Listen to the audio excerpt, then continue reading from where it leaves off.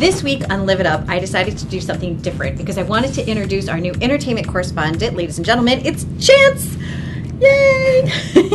So welcome to the show. Thank you so much for having me. I have no idea how I talked my way into being part of such an incredible program. Hopefully I will live it up and stay at your level. You're so funny. You have these great interviews that you've been doing over the years. I mean, you actually are on the entertainment scene. You're always in the action. Yeah, it's crazy. I'm on the red carpet and it'll be E, Access Hollywood, Chance TV, and every time I look down I go, I hope they don't realize that, you know, you're so shocked to be there, but like you live it up. I said, I'm going to get there, and I don't care who they are, they're talking to me. If they're talking to me, they're talking to her now. There you go. So you're going to be doing some celebrity interviews for us, talking about like some entertainment hot spots, places that other people can live it up, have fun, right? Taking us everywhere, you know, to the Diamond District and, you know, some favorite night spots, going to go dancing. So yeah, if you're a celebrity and you came to New York City, right. You will run into me, you'll talk to me, and then tell me where you're going, and then we'll take Live It Up there. You'll be at the hot spots no one even knows about, places that have no names on the door. We'll go see $30 million necklaces at my private jeweler friends' houses. We'll go to cooking shows. We'll go everywhere. If it's happening in New York City, it's going to be happening on Live It Up. There you go. And Chance is going to take us there. So welcome to the show, Chance, and let's live it up.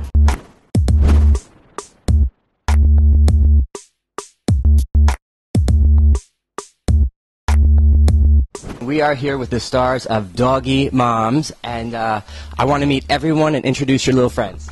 I'm Karen Beal, and this is Eli the Chihuahua. Hi, Eli. How you doing? I'm Erica Searle. I'm here with Ginger and Cubby. Okay, look at the camera, guys. Your stars. All right, and you? Hi, I'm Ashley Speranza, and this is Misty May. Hi there, Grace Forster, and my Yorkie girls, Portia and Rosie. And I'm Leslie Hughes, and this is Sally Sue. Okay, I knew all these guys in advance, but I just wanted you guys at home to meet them. Now, how did this show come to be? Well, we did a interview a couple years ago, and we all got accepted, and then there was a pilot about a year ago, and now we're filming for the real thing. What was it like having a camera crew around you guys all the time? I'm kind of used to it because I'm an actress, so that might be a question to ask one of these other girls. After 5 minutes, you forget the camera's there. And really? It's mic'd up, and you even forget to turn it off when you should be turning it off. It just becomes party after 5 minutes. Really? Now, was there any part where you wanted to rip the mic off and just say, I can't take this anymore, I need a little privacy? Definitely, especially when we were at the Puppy Love dating event. Oh, yes. They were filming us at a speed dating event for dog lovers, and it was just like, please take the microphone off of me because I can't do speed dating without being mic'd up, and with the mic it seemed a little intrusive. Absolutely. I talk about the pressure and being self-conscious. It's like, this is a tough thing to begin with, but I don't know how I missed the puppy dating thing because I would have been there. Now, I've known you guys for a while, and I've known you, Mr. Eli, for like 2 years. Yeah. Were there any points where the dog was just like, you know what, I know something's going on, just get this camera away from me? No, I don't really think that was a problem with Eli. I think I felt a little bit uncomfortable one time when I was getting my hair done and the camera was right in my face while I'm just sitting there waiting for a hair appointment. And then while they're doing my foils for the highlight, the camera's right on it. And your finest moment. Yeah, I mean, wow, it was a little funny. Now, we'll talk about intrusive moments. You're going to see a doctor's appointment that's extremely intrusive. Just like a Katie Couric colonoscopy or something? No, it's all on my face, and it involves needles. Oh, you guys didn't hold back, did you? No. Wow. No, this is building excitement, and I'm very excited. I'm dying. So when does this air? February 16th at 9:30 on NYC Life. And it's very exciting. Did you ever have a romantic relationship ruined because of your devotion to the dog? Yes, actually. When I finally brought him over after a few days, Sally was very obviously looking at me and telling me that she did not like this guy. Well, because she was being ignored. And, well, they have to get along or it's a no-go. So I was disappointed because I really liked this guy, but... Sally knows best. Definitely a deal breaker if the guy does not... doesn't have to love my dogs, but has to really like them. They have to treat the dog like it's an actual child. Like that. My fiance actually was the one that dragged me to an adoption event a couple years ago, and that's when we got Zoe, my other Pomeranian, and now Misty. So he is absolutely fabulous, and I am very thankful that if it wasn't for him, I don't think we'd have him. But we both love dogs, and perfect. He's a doggy dad. So. Oh well, what a match made in heaven. Actually, I know your guy. Well, yeah, I actually met him through Eli, so Eli has helped me with relationships. I went on a dating reality show and ended up meeting Matt, a magician, and we've been dating ever since. And Eli brought that to me. Matt, the celebrity magician. He was the star of the show. So if you're lonely and single in New York, get a dog. And you? I think what you said is perfect because hopefully the more we go out, the more I go out with my dogs, I will eventually meet someone. I haven't yet, so they haven't really had a chance to interfere. Karen Hoya is an international motivational speaker. And I know you thought she was a model and she's just a pretty face, but that's not it. Karen, how did this all start? Thank you, Chance. I'm so happy to be here with you and with all you guys too. Well, everything started 7 years ago. I came from Colombia, which is where I am originally from. That's how I have my accent, right? Didn't even notice. I came here looking for the American dream. I was pregnant of my twins at the moment, going through very challenging moments, a difficult divorce, and I didn't really know what I was going to do with my life. And I was very blessed that a friend of mine invited me to a personal development seminar with Tony Robbins, with many of... The king. Exactly. So when I saw him in front of 3,000 people, including changing and touching the life of my own life, I heard a voice in my heart that says, Karen, that's what you're going to do for the rest of your life. I invest all the money I had in my own education. I traveled the world, getting trained with Deepak Chopra, Tony Robbins, Big Potentials, the masters over there. But not only learning, Chance, but also put it in practice. And I said, well, I'm going to be in the #1 show starting for the Latin community. It's called Good Morning America, right, with NBC. And so I'm going to be in that show. And a small goal. It's small, right? And I have people that, laugh at me and say, well, Karen, how are you going to do that? You're a single mom. You just came to this country. You don't have the experience, Who do you think you are, right? Like those people. Because in life, Chance, there are people that either infect or affect your life. Everything we need to create our dreams is within us. If we have a burning desire to follow a dream, will come true no matter what. I was one day in an event, and as you see, I love people. I love to connect, right? And I was in a theater, and I went to the bathroom, to look at myself in the mirror, as woman we are. And I met a woman there, and she said, you know what? I love your energy. What is it that you do? And I said, well, I'm a motivation speaker. I'm a trainer. And it was actually the first time I was saying that. But she was so convinced, and she was really so connected to me that she said, well, I'm the TV producer for the TV show Good Morning America, and I want you to come and I will interview you on Monday. Oh my God. And so I was actually in front of national TV before I did my first seminar. Since then everything changed. Today we have been doing business for 3 years already. We have 7,000 graduates. What I invite people always is to find their purpose. What is my definition of purpose, Chance? Is doing what you love the most, like you. This is it. This is it. You love it. You enjoy it. For you, this is not working. It's really your passion.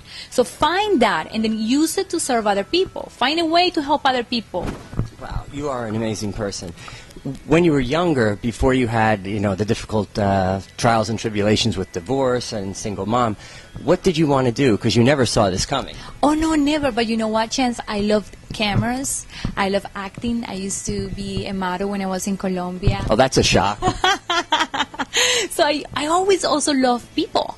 I was always a leader in the school and dance. So being in the spotlight, it was something that I really enjoy.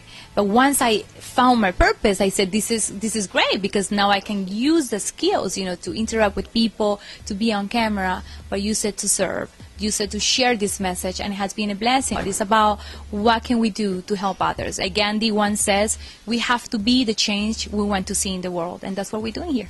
How does everyone find you? Every website, everything. Definitely will. KarenHoyos.com, www.karenhoyos.com. My free line, my free phone line is 877-325-3727. And also on Facebook, Twitter, all social media, you will find me there. We're always online, YouTube channel. We have videos, tons of video information that people can get for free. Karen Hoyos, the magician of making people's lives better. Wow. I love we are out. All right, here we are with Alison, Brie. I can make mediocre balloon animals To this day, yes. So you have a fallback in case the two shows that are both nominated for Emmys don't work out. Yeah, you know how that goes. Now, I understand you have that skill of just turning on the tears in a second, right? Well, you could say that. Was that something you developed during childhood to get everyone to do what you wanted? Absolutely, yes. It's always been a ploy. I had an older sister, so whenever we would get in a fight, I could just turn the tears on, and I never got in trouble. I had a younger sister who did the same thing. Project Runway and Models of the Runway season finale. Oh my God, I think we're with the models, is it? Yeah. Matara and I were models. Yeah, we were the models on the show. Tonight there's 3 models remaining, me, Tanisha, and Lisa. And Matara made it all the way to the very end. Yes, I came to support. She was like my best friend on the show. So sad when she left. But I anticipate a friendship after the show. Oh my gosh, we've stayed so close. Now you and I go way back. What have you been doing since 2 weeks ago? Then, well, it's just been crazy. Like just wrapping up all this Project Runway stuff. There's just been like agency interviews, press events, and stuff like that. So it's been crazy, but it's been a really fun journey. And it's crazy to think that it ends tonight. You know, it just starts tonight. I guess it just starts tonight. I don't like the things around it. I don't love the castings and the schmoozing around. But you gotta do what you gotta do. And what about walking past bakeries and stuff? I'm sorry? Walking past bakeries. I eat pastries, so I don't care. We both do. We do. Hold on, I'm not buying any of that. Okay, whatever you say. I know it's not true. So what kind of trouble have you gotten in before modeling? Because stuff's going to surface. Trouble? I don't think I really have too much in my past. I mean, I'm 20. There's not too much I could have done. Yeah, Paris Hilton, Drew Barrymore. Okay. No, I'm not a Paris Hilton type at all. Matara can vouch for that, right? Oh. Oh, you're each other's alibi. I like that. So you're a good girl too. I'm good. Yeah, we're both good. I mean. You do not need to fall back. The way things are going, we do not need to fall back. But what about the parents? When you came home and said, guess what? They are not excited about, they were not excited about my choice of careers, but they blessed my parents, said, go out there and succeed or fail. Like, you know, if we've given you the tools to succeed or fail, what you do with them is up to you. And I was responsible for those choices, and I appreciate that. And now that you've succeeded, now it's like, that's our girl, right? Like, yeah, they still are a little mystified. They're like, really? College is kind of expensive. Yeah, it's like, have you paid us back for it? The girl behind the camera wants to know, how old is she? I'll probably say, I mean, 65 pounds. Seriously, right now, it's like, I'm wearing Spanx. This is 4 pounds ago. How did I lose the weight? They're feeding 2 babies and a 2-year-old is in and of itself provides me exactly no time to eat on my own. Right. And I still managed to maintain a very healthy body mass. Okay, now 6 more pounds. Clearly you're spending too much time looking in the mirror. No, I don't. Everybody is like snapping away and you're looking fantastic. Oh, come on. Thank you. We're working on it. I feel like it's nice that people give me permission, having twins, to look like crap for a while. And then you can eat like 6 times as much. I have aunts from 20 years ago go, oh, it's baby weight. I know. I'm like, the kid is driving. It's not baby weight. He's in college. It's no longer the baby weight. Yeah. I know. Mr. Williams, about 10 years ago, you were shooting a movie in Central Park. I was an extra. Oh my God, what movie? What was it? It was Something Under the Moon. August Rush. August Rush, okay. Well, I have no brain. It wasn't Under the Moon, because if it was Fisher King, you'd remember I'd be nude. And that explains why I wasn't hanging out. Okay. But thanks. Well, there was a fox escape from Brooklyn. Oh, it was a coyote, actually. Coyote or something. And here's what happened. They shot the coyote with an anesthetic drug and it OD'd. That's in New York. What happened? I gave him a wrong dosage. Coyote OD'd on me, and it OD'd because they shot it with a knockout drug to take it and capture it, and the coyote went, no! And it was weird because helicopters were overhead looking for the coyote. The truth of that was I was riding to about 5:30 in the morning to be an extra on my bike. It ran in front of me. I got there. I told people, a wolf passed in front of me. They said, you're an idiot. I said, whatever. How sad is that coyote wandering around New York, and even New York rats are going, you seem lost. Don't even get near me. What are you doing here? Ooh, Wiley. Come on over here. Yo, Wiley. Whose park is this? Yeah, who's this? I got a raccoon. Bobby, call a raccoon. Johnny, get the skunk over here. There's a coyote. So here I am. There's no introduction necessary, but I'll tell you anyway. You know it's Molly Sims. Here's what I want to ask you before we go into the Beaujolais thing. Is it true you had mole hair a long time ago? Not only is it true, I have pictures to prove it. Yes, I did about 2 sets of rollers in my hair, hot rollers with like an Aussie scrunch spray. I was kind of trying to vision myself as Julia Roberts in Pretty Woman. I was scrunching and teasing and curling, and I had basically a massive mall poof. So yes, it's true. I knew, yeah, because I saw you. I'm from the South. How did you might just see it in a magazine or something, and you said that's what they're doing in New York? You know, we were trying to get that big hair that, you know. Was it Aussie Scrunch? Did you use that? Aussie Scrunch spray, you know, the purple bottle. It's still amazing, but I have it in now. I don't want to admit it. I did it 30 years ago, something like that, 28. When she was 2, okay, yeah. Now, please tell me, I didn't see this in an interview, you didn't wear the super tight jeans where you'd have to, like, fight to get in them? No, I did not. Okay, yeah, they would wet them because they couldn't put them on dry, and then they would dry tight. I'm from a special part of Jersey. I missed that episode of Jersey Shore. I went to Vanderbilt University. I wanted to be a lawyer my whole life, but I always loved fashion and traveling, and you know, I was my height in 8th grade, and people always said you should model, and I took someone's advice and went to New York, and that summer I was supposed to go to the London School of Economics to do like your junior year abroad.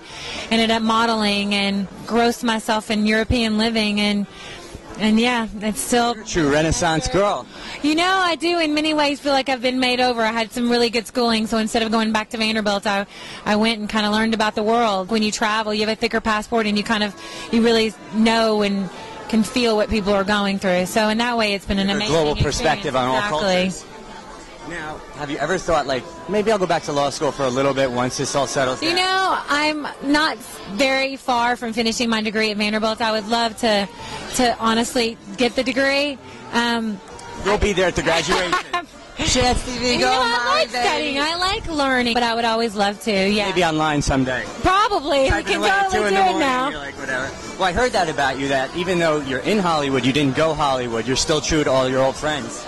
Well, I mean, I think, you know, I think for me that's the one thing that has kept me sane, and, you know, they don't care, like, they're not trying to impress you, and so you can really say anything and you can get their honest opinion. I mean, we always play roles. I mean, you play a role in life in everything that you do. You know, you just don't realize it. There's about 100 chances in here, trust me.